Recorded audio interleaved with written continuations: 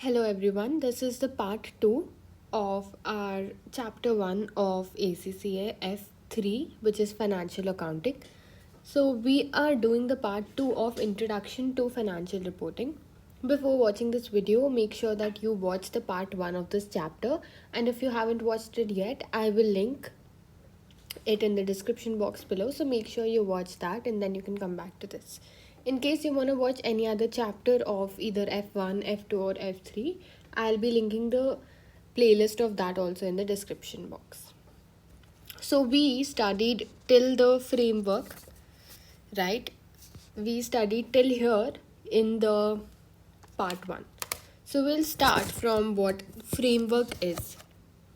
So what is the framework? So, one of the most important documents underpinning the preparation of financial statement is the conceptual framework for financial reporting. So, one of the most important documents which is required in this entire process is called the framework. So, the framework is nothing but it is the most important document, and it has all the concepts which is required, and the conceptual framework for financial reporting, which is the framework. So what is the framework which we are referring to here? It is the conceptual framework for financial reporting, and that is prepared by IASB. And you know what IASB is because we have done it in the business and technology paper. So the framework presents the main ideas, concepts, principles upon which all the international financial reporting standards and therefore financial statements are based. So whatever this framework is, this document basically it contains all sort of ideas, concepts and principles, and the IFRS was created based on these principles only, right? And then so now let's see what does the framework include. So the framework includes the purpose of the framework. Obviously we need to have what kind of the, like, what is the purpose of creating this document, we need to have that. So the purpose of the framework, and then we have the objectives of financial reporting. So what are the objectives of the financial reporting? And then we have the qualitative characteristics of useful in financial information. So whatever financial information we have, we need to put it in a word format, which means it should be in the format of letter, which is the qualitative factors, which cannot be in the numerical or the monetary amount. The definition, recognition and measurement of elements from which the financial statements are constructed. So you need to have what the definition is, the recognition is, and the measurement of the elements. And then the accruals and the going concern concepts. So what is the accrual? If you can recall from your 12th grade, we had done what the accrual basis of accounting is. In case you can't understand it right now, in the further chapter we will be studying what accrual basis is, so don't worry about that. And then we have what going concern concept is, and the concepts of capital and capital maintenance. So that is just how to keep the capital intact and everything, which is however not in the syllabus. So I hope you understood what the framework is. It is the most important document, and these are the things which it consists of. After this, let's see one by one all these things. Okay, so the first thing we have is what is the purpose of the framework? What exactly is the purpose for which we have a framework? So the purpose of the framework is to assist the IASB in the development of financial reporting standards and to assist preparers of financial statements to develop accounting policies when reporting standards do not provide sufficient guidance or where there is a choice of accounting policy. It is also a useful reference document to assist in understanding and interpreting reporting standards. So, why do you exactly need a framework? What is the purpose of it? So, the purpose of it is to assist the IASB in creating the IFRS and in order to guide the accountants. Now we have what the objectives of financial reporting is. So, the main objective of financial reporting is the main objective is to provide the financial information about the reporting entity to users of the financial statements that is useful in making the decisions. Okay, So, why do we need to have financial reporting in the first place? When you have the financial accounts, when you have the documents which support the, when you have the annual statements and all of that, then why do you have to have something called as financial reporting in the first place? So, that's what they're saying, that the main objective is to provide the financial information about the reporting entity to the users of the financial statements. Like, not everyone can understand how to read an annual statement, right? So you need to report it so that people who are not from the accounts background, even they will be able to understand what is written in the financial statements. And that is useful in making decisions about providing economic resources to the entity as well as other financial decisions. Now let's come to the most important concept of accounts, which is called the prudence. So what is prudence, or what is the prudence principle? Prudence is the exercise of caution when making judgments under conditions of uncertainty. This helps to ensure that assets and incomes are not overstated in the financial statements and the liabilities and expenses are not understated. So, when there's a situation of uncertainty, or when there's a situation where you're not sure about a particular thing, or whenever you need to exercise some sort of caution, then you take account of the prudence principle. So, when you take account of the prudence principle, you make sure that income is not overstated and losses are also not understated. So, you can see that everything is just how it is supposed to be mentioned. We'll read that also in further detail in the next chapter. Okay, now we have what qualitative characteristics is. So, what are qualitative characteristics? Introduction. Qualitative characteristics are the attributes that make information provided in a financial statements useful to others. So, the characteristics which are in a particular set of information, the qualitative characteristics which are present in financial statement, which other people use it to make important decisions and everything. So, that aspect is known as the qualitative characteristics. So, the framework splits qualitative characteristics into two categories. So, the framework, so it has the you know what the framework is, we just studied that.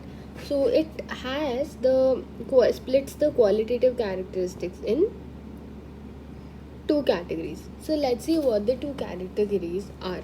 So the first thing is fundamental qualitative characteristics. So the first thing, this is the first thing, fundamental qualitative characteristics. And the second thing is enhancing qualitative characteristics. So in the framework, the qualitative characteristics are split into two parts, and the first one is the fundamental qualitative characteristics, and the second one is enhancing the qualitative characteristics. And what comes inside them? So the fundamental qualitative characteristics, they have relevance and faithful representation. Okay, I know right now it might sound difficult or it might sound complex or you might not be able to memorize it, but it's okay, just go with the flow. You will be okay with it. Just for now, just listen to me. So, relevance and faithful representation is what comes under fundamental qualitative characteristics. And in the second category, we have enhancing qualitative characteristics, which is something which enhances the qualitative characteristics, which is comparability, verifiability, timeliness, and understandability. So, these four things are also there. So, now let's see what they are. So, the fundamental qualitative characteristics. So, we know what the fundamental qualitative characteristics are. We saw that it was relevance and it was faithful representation, right? So, let's start with the first fundamental qualitative characteristic, which is relevance. So, what is relevance? So, what do you understand by the word relevance, which means something that is relevant in nature, useful in nature, required in this particular set of process, something which is important, something which is required in this situation. That is what is known as relevance. So, information is relevant if it has the ability to influence the economic decisions of users. So, if a particular set of information does not have the ability to kind of influence the economic decision of a person, then there is no point to like have it in the first place, which means it's not relevant, right? So that is the first thing. The second thing is it has to be provided in time to influence those decisions. So if I give you some information which is of 10 years old, it might not be relevant at this second, at this moment. That information might not be relevant anymore, right? So it should be timely in nature, and it should also be able to influence the economic decisions of the users. Materiality has a direct impact on the relevance of the information. So yeah, it should be free from any error. If there is any error, then it is not relevant, right? So that's that. Okay, moving on, we have what the qualities of relevance are. So what do you think are the qualities of relevance? Information provided by financial statements needs to be relevant. Information that is relevant has predictive or confirmatory value. So it has a proper value and everything. Predictive value enables users to evaluate or assess past, present, or future events. Confirmatory value helps users to confirm or correct past evaluations and assessment.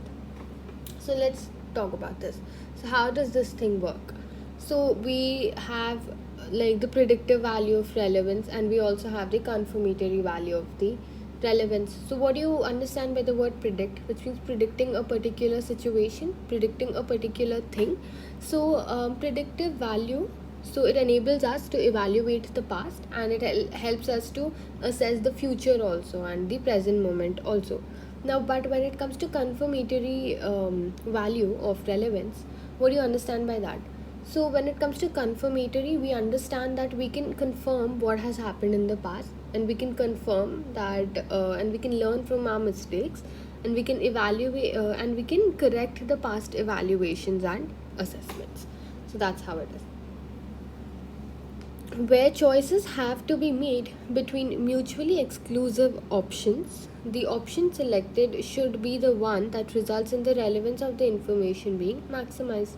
In other words, the one that would be most used in taking economic decisions, right? And then we have what a threshold quality is. So, what is a threshold quality? Um, One that needs to be studied before considering the other qualities of that information. So, a threshold quality means that we need it to be studied before considering the other qualities of that information. The a cut-off point. So, what are some things which need to be like studied for before you make any other decision, before you study anything else? These are the certain threshold things which you need to study. So, what are they? The first thing is a cutoff point. If any information does not pass the test of the threshold quality, it is not material and does not need to be considered further. So, whatever the test of the threshold quality is, if it does not pass that, then you don't need to consider it anymore further than this cutoff point. So, anything that passes the cutoff point, only then we have to consider it further, right? Then we have information is material if it's information is material if its omission and misstatement could influence the economic decisions of the users taken on the basis of the financial statement. So information is material. So when do we say that an information is material? So information is material, which means ki agar like when if there is ever a misstatement in the financial statement, then that would have like affected the like influence the economic decisions taken by the user, right? So let's just quickly revise what we read in relevance. So you know what relevance is, and you know when a particular set of information is relevant. So when can you say that a particular set of information is relevant? So we can say that a particular set of information is relevant when it has the ability to influence the users to make economic decisions, and also it is relevant only if it is provided in a particular amount of exact time. Now, what were the qualities of relevance? We had the predictive value and we had the confirmatory value. What was the predictive value? Predictive value was predicting the past, future and present moments. And what was the confirmatory value? It is learning from the past experiences and correcting our mistakes. And then you know what the threshold quality is, that you need to study it before considering the other things. Okay, moving on, we have what faithful representation is. So, what is faithful representation? If you think about it, if information is to be represented, if information is to represent faithfully the transactions and other events that it purports to represent, they must be accounted for and presented in accordance with their substance and economic reality, and not merely their legal form. This is known as substance over form. To be perfectly faithful representation, financial information would possess the following characteristics. Okay, so first let's again revise what faithful representation is, which means that whatever representation you are giving of the financial information, you need to make sure that it is correct, you need to make sure that it is true and it is complete. So the information is to represent faithfully the transactions and other events. They must be accounted for and presented in accordance with their substance and economic reality. So you need to make sure that whatever that information you are representing, it should be in accordance with the substance and the economic reality. It should not be just based on what is legally required, but you need to look after certain aspects in the economics and the substance form. So this is known as substance over form. So these are the particular characteristics which need to be fulfilled for in order for an information to be classified as it is what do you say, faithfully represented. So in order for information to be faithfully represented, you have this certain sort of words. So the first thing is completeness. So what do you understand by completeness? To be understandable, information must contain all the necessary descriptions and explanation. This may include estimated amounts where absolute precision is neither possible nor cost effective to achieve. So it should be complete in nature, it should have every single information which is required so that the user can understand the complete information properly. Next, we have what neutrality is.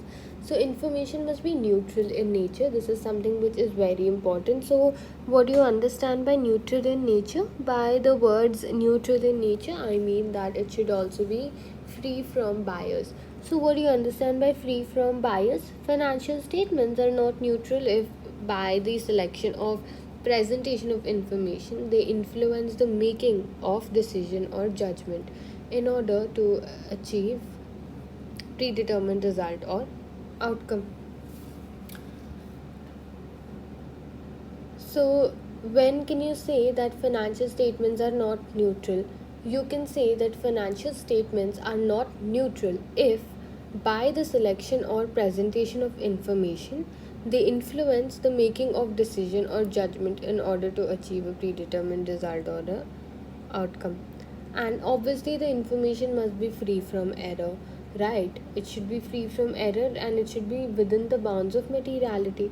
A material error or an omission can cause the financial statements to be false or misleading, and when something is false and misleading, it will obviously influence your thoughts and it will influences your economic decision, and thus which means that in such a situation the financial statements become unreliable and deficient in terms of their relevance. Free from error does not mean perfectly accurate in all respects. For example, when an estimate has been used, the amount must be described clearly and accurately as being estimate. Now we need to see. Okay, so so now you know that for information to be faithful representation, what are the things which are required? It should be complete in nature, it should be neutral in nature, and it should be free from error. Okay. From where did we start? We started from, just a second. Yeah, we started from the framework and we did the purpose, this, and we just completed what the fundamental qualitative characteristics is. Now let's go ahead and we'll do what the second type of the characteristics which we have also seen in the starting. So what was it after fundamental qualitative characteristics? It was enhancing qualitative characteristics. So now what do you understand by enhancing qualitative characteristics? Something which enhances the quality, right? So what is that? Comparability, verifiability, timeliness, understandability are qualitative characteristics that enhance the usefulness of information that is relevant and faithfully represented. Okay, so what do you understand by comparability? Users must be able to. So you need to be able to compare the financial statements of an entity over time to identify the trends in the financial performance and financial position. So you need to be able to compare, like I want to be able to compare my company's annual statement of this year with the past year, or also I want to be able to compare my company's annual statement with another company's annual statement. So which means obviously it should be comparable in nature. After that, we need to compare the financial statements of different entities to evaluate the relative financial performance and financial position. This is what we discussed about comparing it with another company. For this case, there must be consistency and disclosure. So you need to disclose the annual financial statements, right? If you have noticed, it is kind of in the law that you need to disclose your financial statements. Also, consistency. What is consistency? It means that you need to carry on the same thing every year. You need to be consistent in production of the annual reports. Only then you can compare it. So that's the first enhancing qualitative characteristics, which is comparability. An important implication of comparability is that users are informed of the accounting policies employed in preparation of the financial statement, any changes in those policies, and the effects of such changes. Compliance with accounting standards, including the disclosure of the accounting policy used by the entity, helps to achieve comparability, right? So you need to comply with the certain accounting standards in order for you to achieve this. Because users wish to compare the financial position and the performance and the changes in the financial position of an entity over a period of time, that it is important that the financial statements show corresponding information of the preceding periods, right? Now let's see what the last three are. Verifiability. So whatever the information is, it must be verifiable in nature, which means that verification can be direct or indirect. Direct verification means verifying an amount or other representation through direct observation. So you have to verify that whatever you have written, is it correct or not. For example, if I've written that I have 200 rupees, if you have direct verification, which means you can just count the number of notes you have and check if it's true or not. And now, what is indirect verification? Indirect verification means that you're checking the inputs to a model or other technique and recalculation of the outputs using the same methodology. So, which means you're having inputs to a model, formula, and other techniques. So, that is something which is indirect verification. Next, you have what timeliness is. Obviously, you need to have having information available to decision makers in time to be capable of influencing their decisions. So generally, the older the information is, the less useful it becomes. This I have discussed so many times. The last enhancing qualitative characteristic is understandability. So obviously, whatever information you're putting up, it should be understandable in nature. People must be able to understand what you have put in the information, right? So understandability depends on the way in which the information is presented and the capabilities of the users. So what all the users are capable of, it is obviously dependent on that. But at the same time, what you need to look about is the way in which we are presenting the particular information.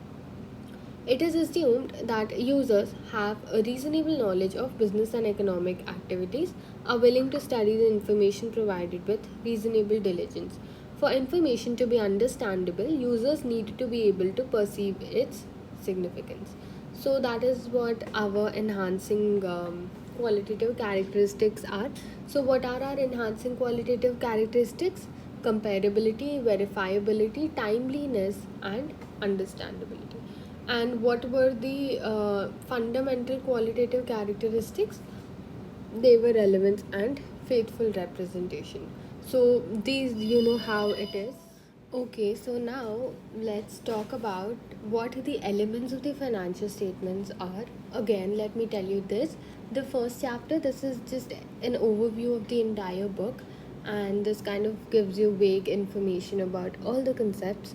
So don't be worried if you cannot understand any particular topic in this chapter, because in the following chapters we'll be doing each one of them in a very very detailed manner. So just don't freak out if you don't understand anything from this.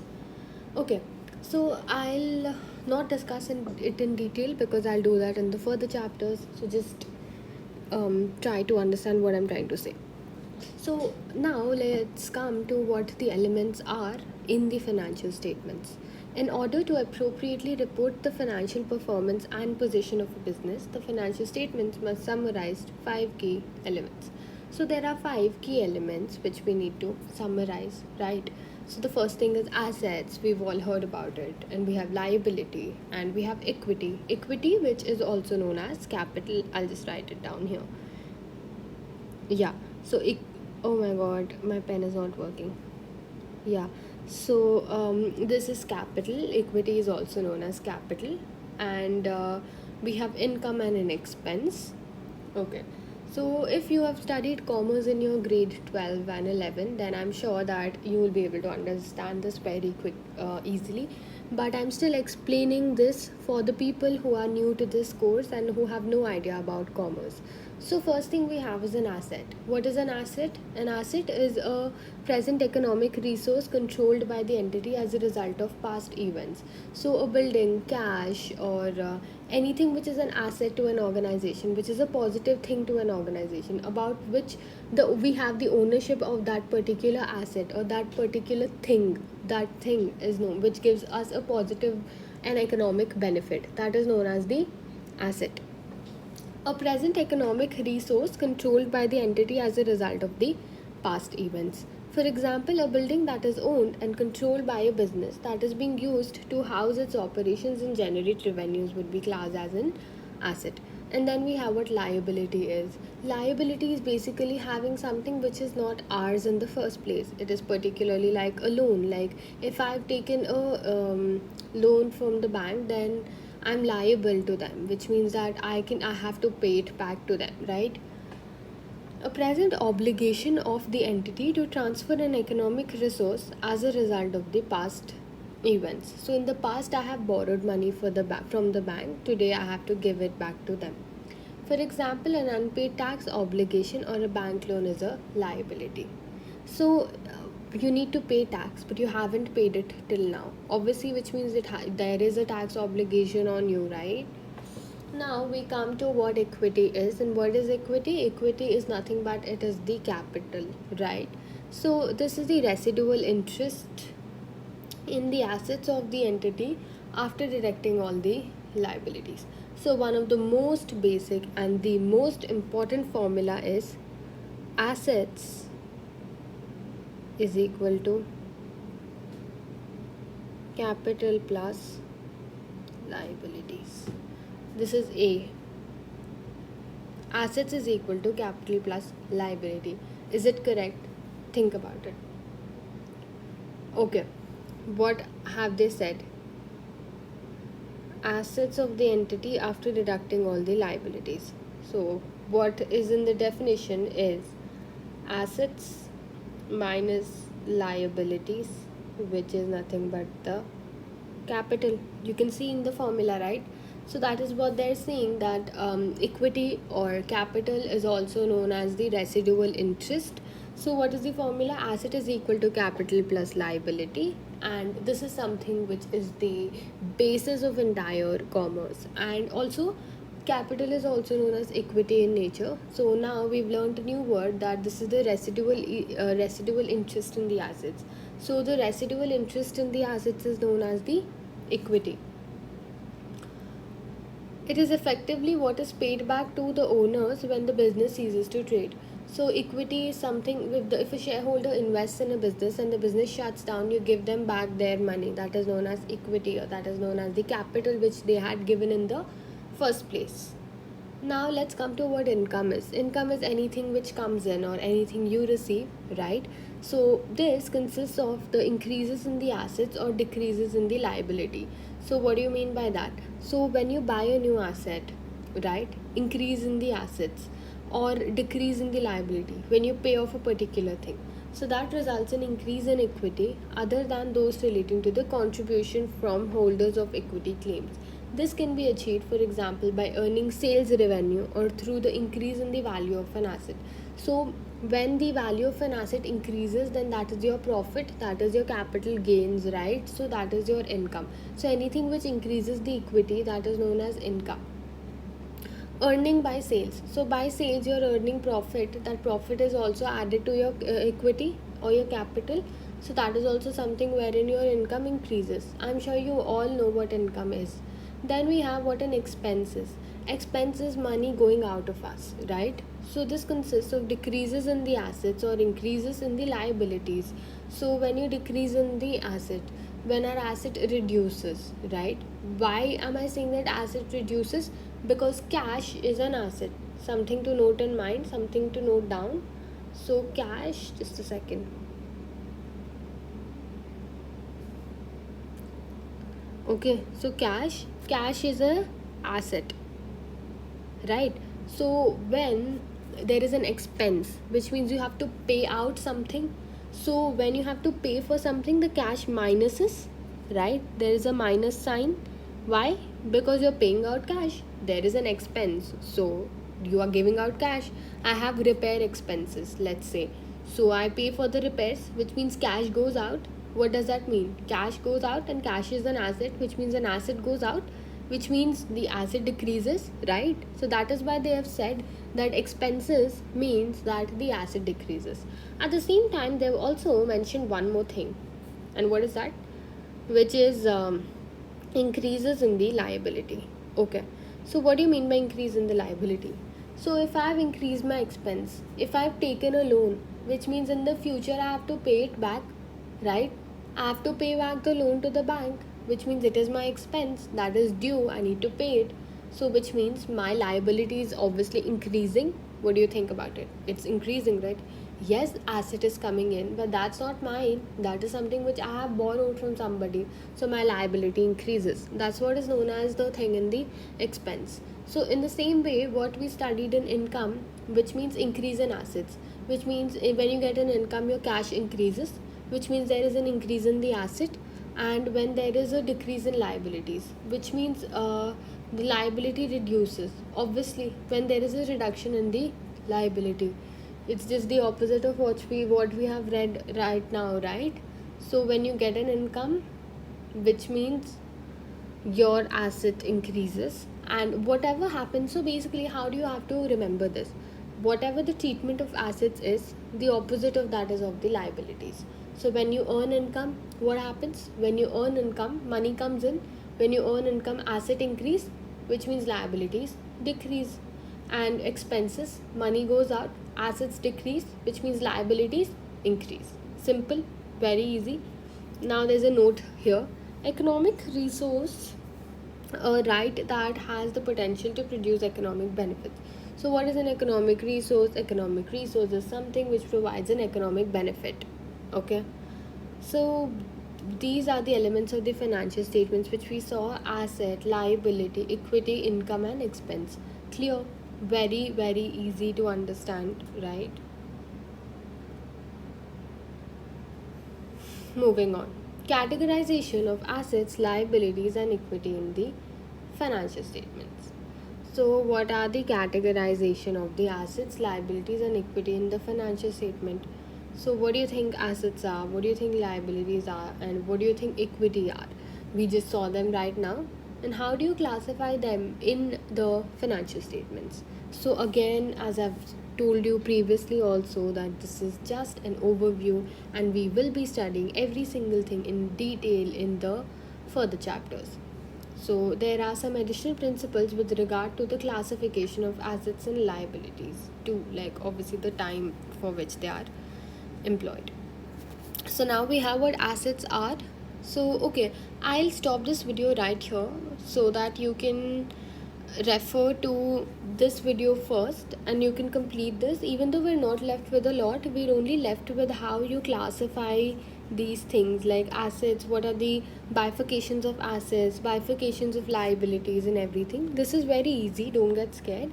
But then right now I'm first stopping this video here because I want you all to watch this and digest this information clearly. And in the next video, we will be finishing the chapter. Don't worry, the next video will be just like 15 minutes long because we're hardly left with anything. Okay, I'll give you the link of that video also in the description box below. And if you want to watch any other like F1 or F3 or F2, then you can also check that in the description box below. Thank you.